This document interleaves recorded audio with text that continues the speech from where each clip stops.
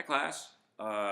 This is Professor Snow here, and today's lecture is on the early Cold War and how the U.S. got going in the Cold War, USA and the Soviet Union, of course. So I'll just get started.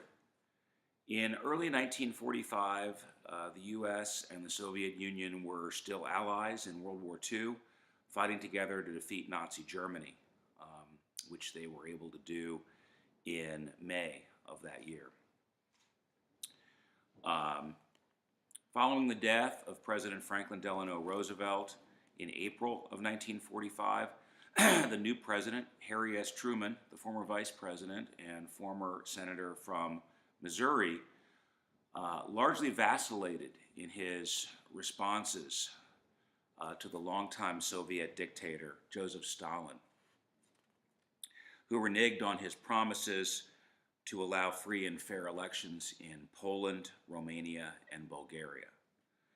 By 1946, by February, March of 1946, the war now over. It had ended with Japanese surrender after the dropping of the atomic bombs on Hiroshima and Nagasaki in August of 1945. American suspicions and fears of the Soviets had been raised, and the nation embarked on a policy of containment toward the Soviets. This policy, which emphasized the necessity of vigorously opposing the expansion of Soviet communism, containing it to the places where it already existed, became a pillar of U.S. Cold War philosophy. Underpinning the philosophy, well articulated by the American Russia hand and foreign policy intellectual George Kennan in both his long telegram, which you all have read, of February 1946, and in a long article he wrote for the publication Foreign Affairs in July of 1946, was the idea that if unable to expand into foreign territories, the Soviet communist system would eventually die under its own weight.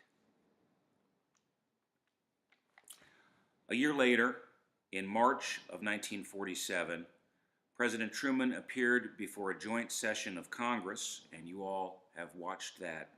Presumably you've watched that video. Hopefully you've watched that video by now. Spoke before a joint session of Congress to call for a $400 million military aid package to prevent the communist takeover of Greece and Turkey. And this was a large amount of money for the time.